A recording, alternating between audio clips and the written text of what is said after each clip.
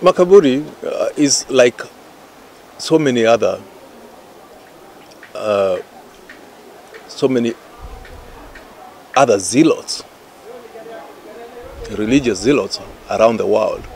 They've taken their positions, taken their religious stance, but without taking notice of the geopolitical dynamics, and ended up unwittingly playing to a choreographed script by the master.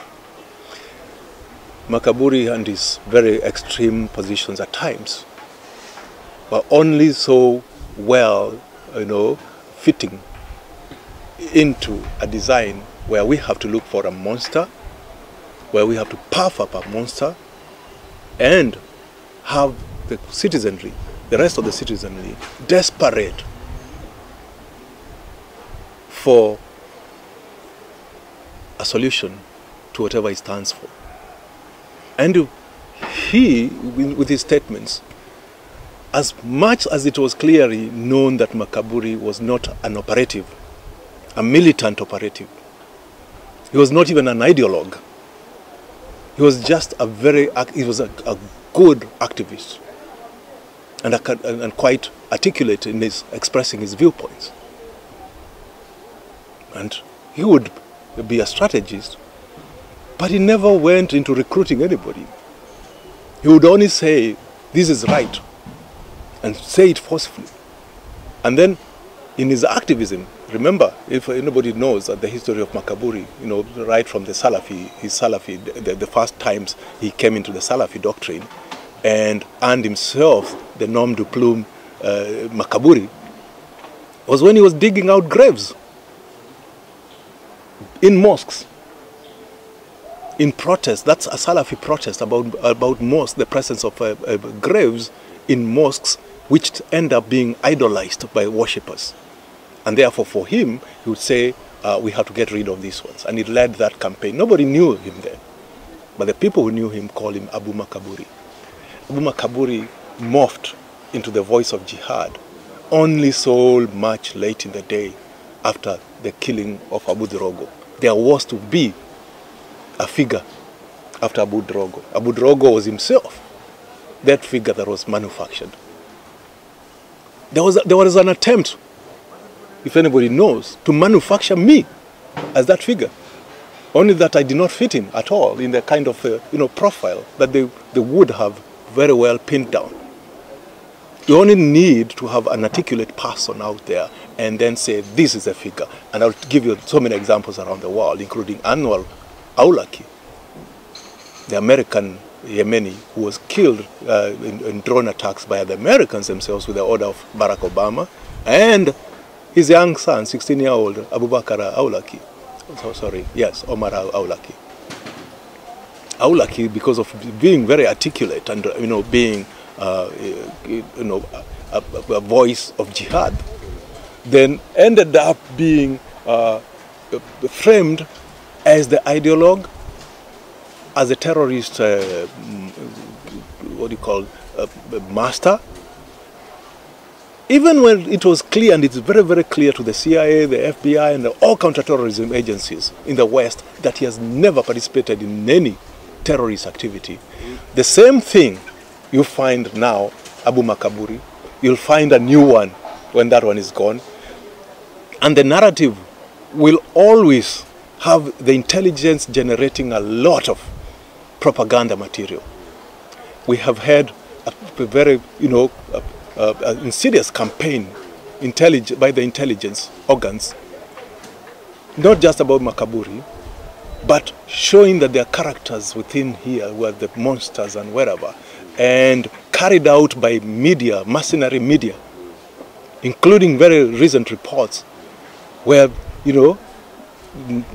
national television just takes in wholesale a scripted by the intelligence and airs it without any critical input, just word for word, downloading it, and just have a producer come out and produce a TV documentary out of that. That is the same character. Makaburi was just another monster hyped out because of his own dim view of the geopolitical narrative. Had he known what it was, he would not even have wanted to position himself as a spokesperson of the jihad. In your words, in your own words, what is jihad? Jihad is strife, and this has a lot of meanings, and not least armed jihad. And there's a place for armed jihad. Just as you are enjoined to protect yourself, even if it goes to physical protection, that in itself is jihad. But you can protect yourself using your mouth, your pen, your camera, your, a conversation that you're striving to achieve. That is a jihad in itself. Okay?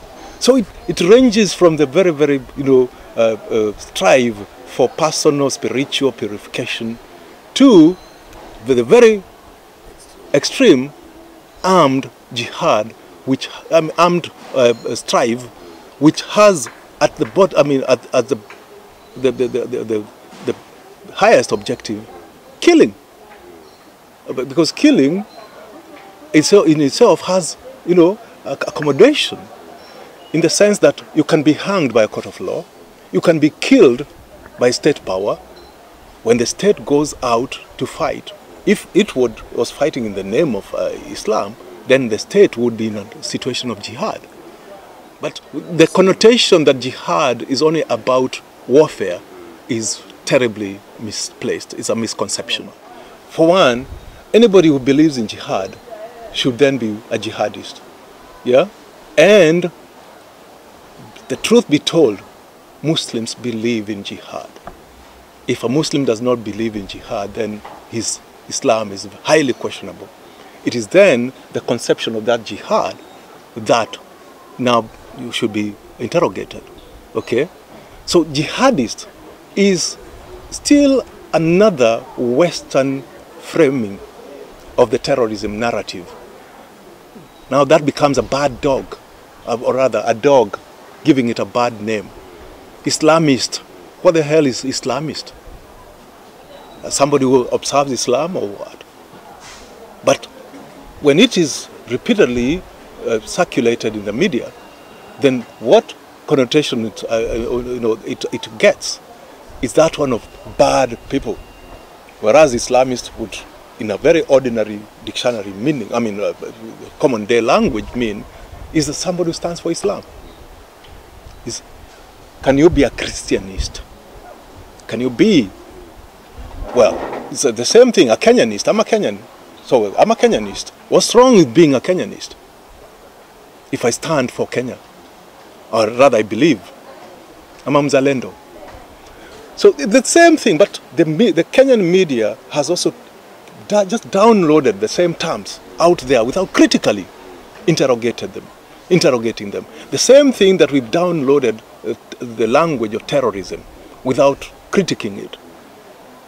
What is terrorism to us? Don't we have more issues about domestic terrorism than we have about, what is framed as international terrorism? How many of our people are we murdering and killing in very